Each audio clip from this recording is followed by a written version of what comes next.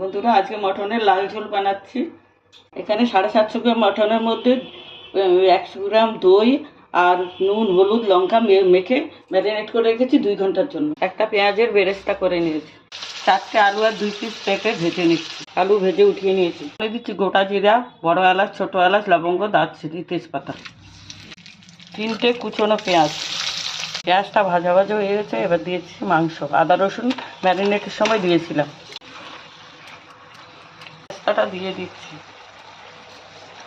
এবার দিয়ে দিচ্ছি হলুদ, 1 চামচ কাশ্মীরি লঙ্কা দিচ্ছি, 2 পিস সুপুরি দিয়ে দিচ্ছি। এর জন্যই মাংসটা সিদ্ধ হয়ে যাবে। আমি সবসময় কড়াইতেই মাংস করি। দই দিয়েছিলাম, তার জন্য একটু চিনি দিচ্ছি। এবার গরম জল দিয়ে দিচ্ছি। আমার মাংসটা সিদ্ধ হয়ে গেছে। এবার আলুগুলো দিয়ে দিচ্ছি। আমার মটনের লাল ঝোলটা হয়ে গেছে। এবার গরম মশলা দিয়ে নামিয়ে নিচ্ছি।